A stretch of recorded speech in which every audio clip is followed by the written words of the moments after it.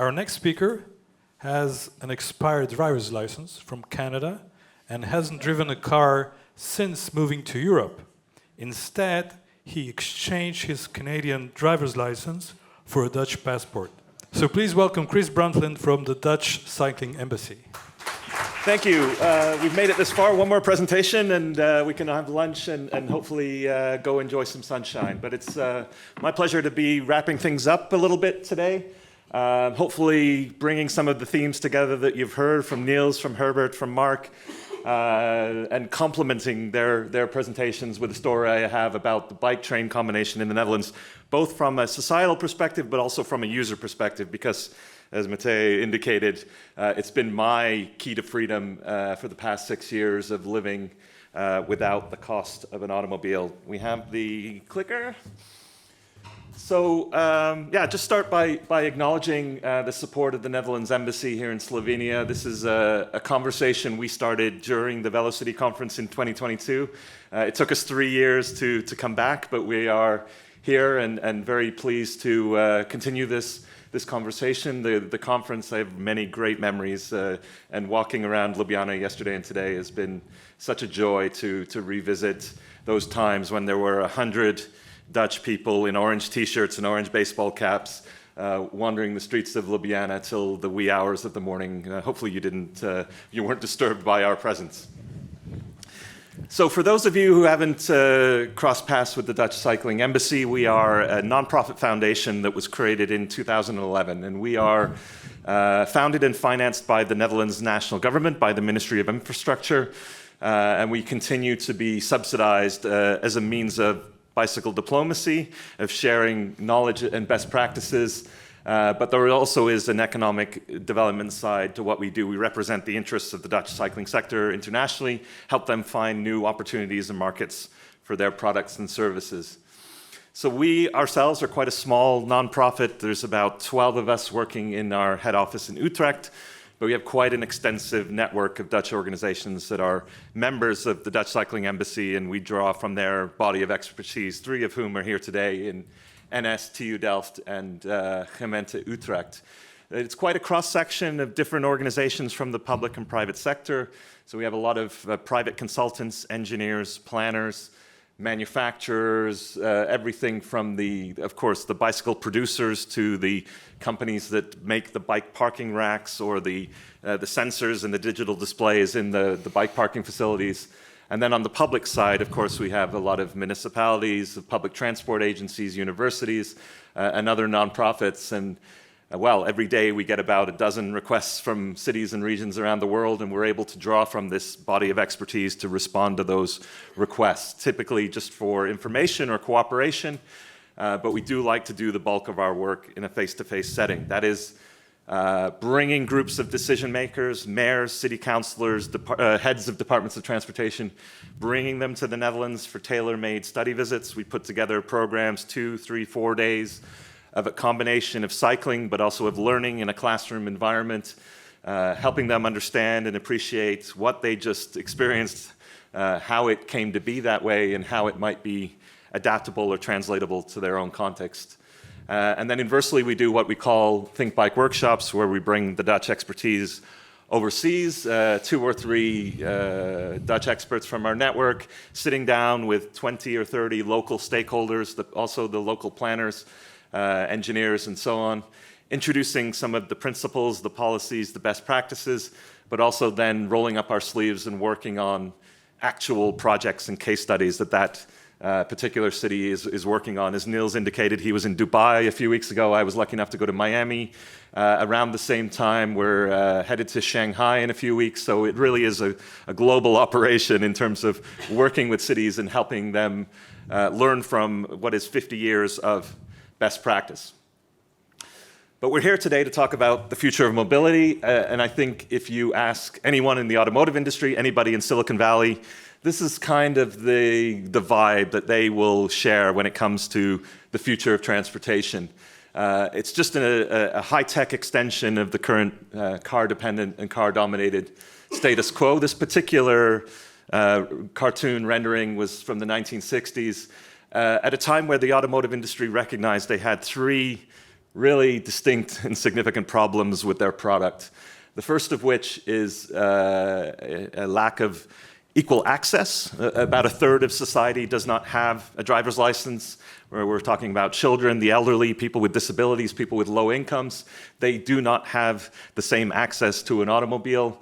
Of course, there are the health externalities that come with everybody moving in an inactive way in terms of physical inactivity, but also, of course, the crashes and the collisions that take place. 1.3 million people each year die due to an automobile collision, 20 million people hospitalized, and we still accept that as perfectly normal.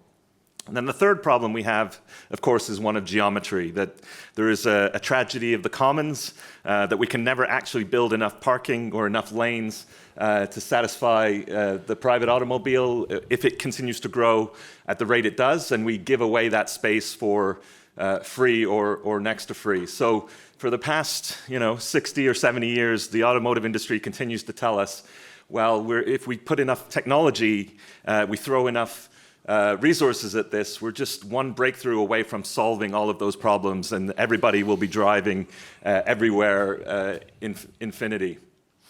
I want to push back on that idea, obviously, because I'm from the Dutch Cycling Embassy, but as was indicated, I think, and we've had some conversations yesterday, today, about this idea of freedom. What do we perceive as freedom? And I think for a lot of people, of course, the ability to get in the car outside of their house and drive anywhere is freedom. And for myself, I lived in a part of Canada where I counted down the days to my 16th birthday so I could get my driver's license. But as you also heard, I moved to the Netherlands in 2019 and came to the stark realization that my Canadian driver's license was no longer valid in the Netherlands. And I was faced with a bit of a crossroads, a decision. Do I want to go through the 20 plus hours of driver training and education at a huge amount of expense, or should I give something else a try? And something else was the public transport card, the OV chip card. And my wife and I said, well, and our two children, let's give this a try. Let's see if we can live our lives using just the bike and the train in the Netherlands.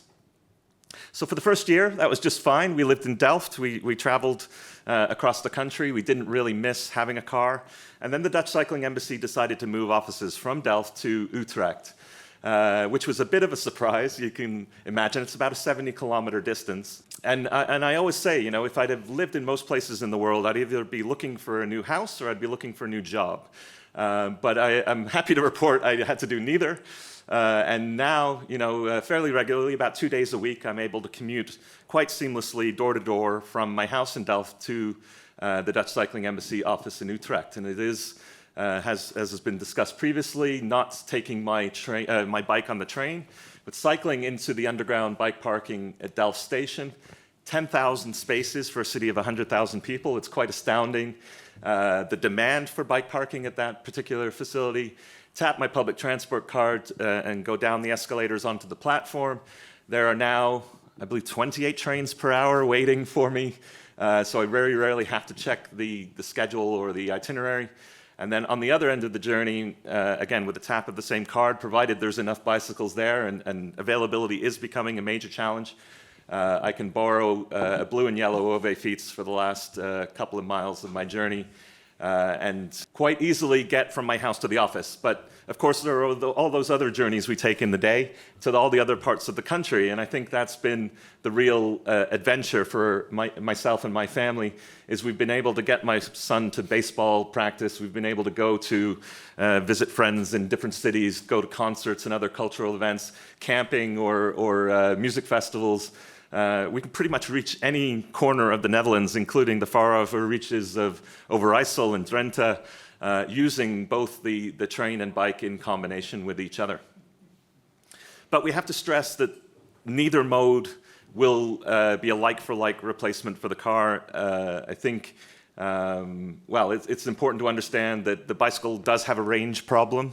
For a traditional bike, we're talking about a range of approximately 5 kilometers. Maybe with an electric bike, we can double that.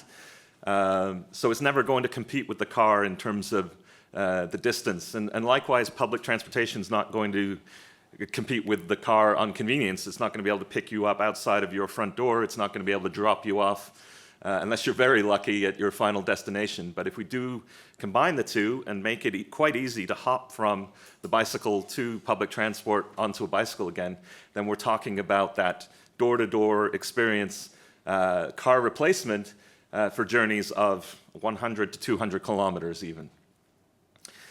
We talked, Niels talked at length about catchment areas, so I won't spend too much time on this except to say, well, why are Dutch railways investing in all of this cycling? What's in it for them? And of course, at the end of the day, it really is about bringing more passengers into the system. Because we're increasing the catchment area, we're talking potentially 25 to 30 times more passengers that are able to access the system. Of course, that's nice, but then we're also talking about providing access to the people who don't have the privilege of proximity. They're not able to necessarily live within walking distance of a public transport hub, but cycling is fairly affordable and easy to get to the train station.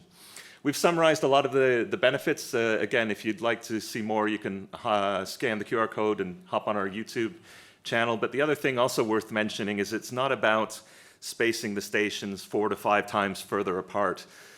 This increased catchment area just provides the flexibility of choice. And if you want to access a station a little bit further away, if there's maintenance or a challenge with the system, or you want to take a different route, again, we're providing that flexibility of the car, perhaps to access multiple stations, just by enabling cycling to the train station.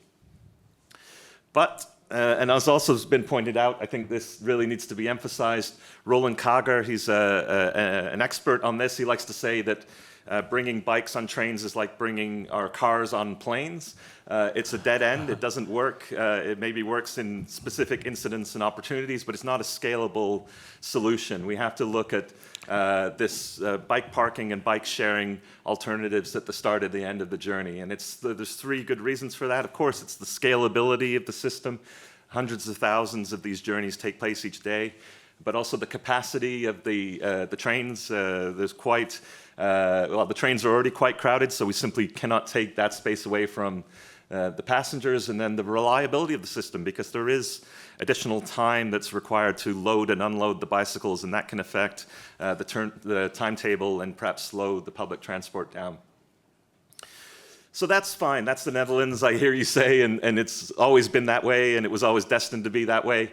I think it's important to stress that actually the bike train phenomenon in the Netherlands is a very recent development insofar as specific policy decisions and political decisions that were made in the late 1990s and early 2000s to try to capture this synergy between cycling and public transport. And it really starts with the provision of the Crow Manual, the design standards that specify the importance of cycling networks, not just to get from your house to your office, but in this case from your house, connecting the residential areas to the public transportation facilities, often with tunnels or bridges that bridge that gap of the railway tracks and get the cyclists, deliver the cyclists into the train station as efficiently and safely as possible, because otherwise those stops and stations are on a proverbial island and nobody's ultimately going to find them. And then we have the implementation of a bike parking policy. This was kind of spearheaded by ProRail, the company that's, or the organization that's responsible for building the railway stations. There was a recognition in the late 1990s, an observation, hey, there's all these bikes parked outside the train stations, kind of in a haphazard and random manner. Maybe we should do something to organize this and encourage this. And so a plan was put together, a 20-year plan to build 300,000 new bike parking spaces across the country. And that has been, in a lot of ways, a trial and error process and a learning process where each facility builds on the lessons learned from the last one to provide things like proximity to the platform, always available space, social safety, definitely, good flow within the facility, comfort and ease, free of charge, always free of charge to the participants, at least for the first 24 hours, sheltered from the elements, some kind of service available in some instances.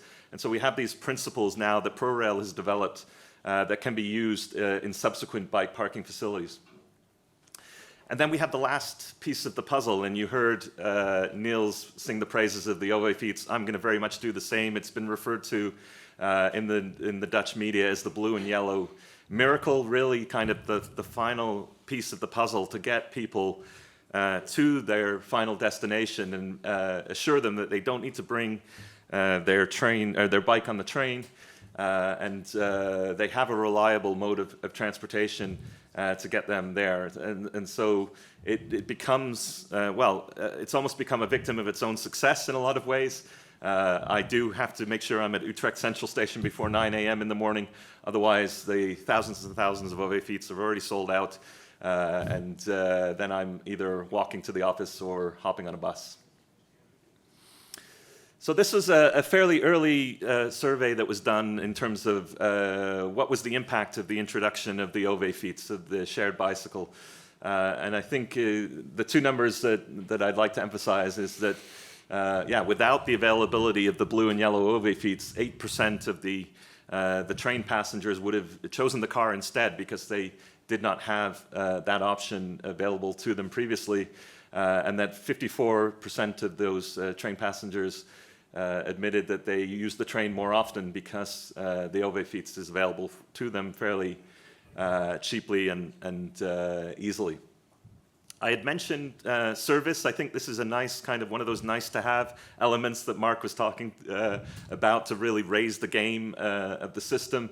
It is only about 30 of the 400 railway stations in the Netherlands that offer this service, but it's a nice, a warm, fuzzy thing that people can drop off their bikes in the morning for a repair or a maintenance. They can borrow a free bike for the day, and then all being well, their bicycle is available and ready for them at the end of the day.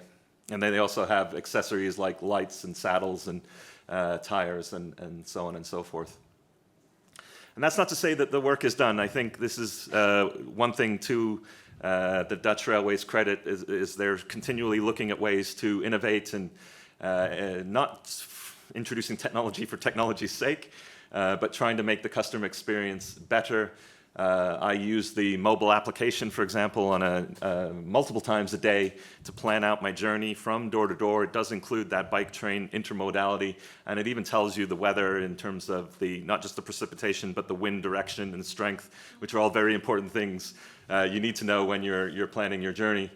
The introduction of electric OV-fiets has been slow, and there have been some growing pains, if you will, around the charging of batteries at train stations, but the hope is that we, after 4 stations have piloted, and those pilots have been relatively successful, extending the range even more of the OV-fiets, that hopefully it will be scaled up. And then the smart locks are another thing that are being implemented. So previously you would have an attendant in the garage that would have to check out the shared bicycle for you. Now you can just tap your card right on the lock and the lock pops open. You've got your bike for the day, and then your smart card also becomes the way you lock and unlock your bike when you're going to meetings or appointments or other parts of your journey. So what is I started with a question, why is Dutch Railways investing in cycling? And I think this is kind of the answer here, that there was, through the investment in parking, in sharing, a shift from the Dutch Railways. They no longer saw their job starting and ending at the turnstile, but they had this greater vision of becoming a door-to-door mobility provider to get their passengers from their house to their final destination and provide that start and end of trip facility. And the result has been a near doubling of railway ridership in the Netherlands over the past 2 decades, not by the expansion of the network, not by the addition of new stations, but simply by improving access to the existing systems, the existing stations, and creating this kind of virtuous circle, this positive feedback loop where there's more passengers entering the system, and so they're able to improve the service and the frequency of the trains, and thus inducing demand in a positive way to create this virtuous circle of sustainable transportation. You've heard a couple times about the social cost benefit analysis. I think this is Also an important way to have these conversations. You'll probably, if you start talking about these big, beautiful bike parking, part of the pushback will be, well, that's incredibly expensive. That's a luxurious, extravagant expense. We can't afford to build these facilities. But when, and Dutch railways and other organizations do a remarkable job of this, is pricing out the cost of the status quo, or the cost of alternative scenarios. So for example, bringing the same number of passengers to the train station via public transportation, we're talking about 3 times the cost per user per day, versus each of these bike parking facilities is calculated at about €1 per user per day, insofar as the cost of, well, the amortization, but the maintenance and then the operation of the bike parking facility. It's much cheaper to get those passengers to the system via cycling. Of course, we have the alternative, which is bringing the same number of cars into the city, into the train station, feeding your public transport system with car travel. And that's, as we know, there's plenty of externalities involved there in terms of the additional congestion, pollution, the lack of safety, and the public health impacts. So overall, in the context of these hundreds of thousands of bike train journeys that take place each day, in theory, we can defer expansions to the roadway, to the road network, to the motorways. We don't need to add lanes of traffic. We don't need to add flyovers and all this expensive multi-billion-dollar infrastructure, simply by making really smart and targeted investments in alternatives to the car. So this is the kind of end game, and this is the scale at which the bike-train combination is done in the Netherlands. Niels has mentioned a lot of these numbers, so I won't repeat them, but I will emphasize this virtuous circle that takes place. Half of all the train passengers in the Netherlands start with a bicycle ride. A quarter of all the kilometers cycled in Dutch cities are to or from a train station. So we have the two modes feeding into each other and creating more cyclists and more railway passengers, and then we know that this is replacing car trips on a significant scale. 21% of bike train trips in the Netherlands replace a car like for like, and 66% of the bike train users, unlike myself, also have access to a car, but they choose not to use it because they can get a bit of fresh air, get a bit of exercise, and perhaps read a book on the train and have a much more enjoyable experience. So what does that mean for the Netherlands in the future? I think, as a lot of places, the Netherlands is having a really acute housing crisis. There is a plan to deal with that, to build nearly 1 million new houses in the next decade. But to make sure that that's done in a sustainable and affordable way, to reduce the amount of car ownership, then the bike-train combination is being leveraged in a lot of those places. So proximity to a train station, investment in the cycling infrastructure, the bike parking is becoming key to that. There's over €7.5 billion have been allocated to making this housing more accessible via cycling and public transportation. And then, of course, we have the ironic benefit that by making things better for cyclists and railway passengers, we're also making things better for drivers as well. That, well, I think it's Waze, the traffic navigation app. They do this annual driver satisfaction survey, and the Netherlands is regularly found right at the top of that list, specifically referencing its low levels of traffic congestion. So we can, by making these targeted investments, providing more spatially efficient means of travel, we can free up precious road space for people who still want to drive and need to drive. So bringing things full circle, I think, we've seen the vision of the future of mobility from the automotive industry, from Silicon Valley, and we are really at a crossroads as a society because, especially post-pandemic, where people see their car as their piece of personal protective equipment, the high-tech extension of the status quo means that everybody will be working, sleeping, even exercising in their cars. And for all the reasons that we are aware, not the least of which is the amount of space, the impact on traffic congestion, the fact that only the most affluent in society will be able to access such a system, that hopefully we can look at providing happier and healthier alternatives. So with that, I will thank you for your attention. The Dutch Cycling Embassy, if you're not connected with us, we are on the web and on social media. And yeah, I've written a couple of books, so if you'd like to learn more, they are unfortunately only available in English, but they are published by Island Press. And both contain specifically a chapter on the bike-train combination and delve more into this topic. But thank you so much for listening. Thank you, Chris. Hi, I'm Jan from Radio Slovenia. I have one question. We are talking mostly about daily commute. How about a combination of bike and train for, let's say, tourism purposes? We have a lot of problems with that in Slovenia, and we don't have a really well working system that would enable people to travel to their tourism destinations with their bikes and with the train. Do you have any ideas that you could provide to us about how to make a working system? Thank you. When I said that, the bikes are generally, well, they're actually prohibited on Dutch trains at least during rush hour.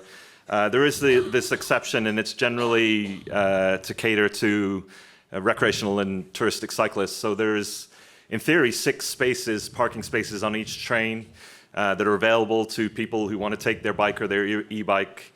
But you do have to purchase a ticket. I think it's about €7 for 24 hours, and I mean that's it's available for those types of people. But as I indicated, I mean my family's gone plenty travels, especially during COVID, where we weren't able to leave the Netherlands to camping and music festivals and other examples simply by using the OV fiets. Yeah, it's certainly not as accessible or as popular. This is largely, an urban-to-urban system, but it is. I think it's possible, but there's certainly room for improvement there. Yeah, maybe we can talk more about it in the circle. Yeah, so let's start the circle. Chris, thank you very much. Of course.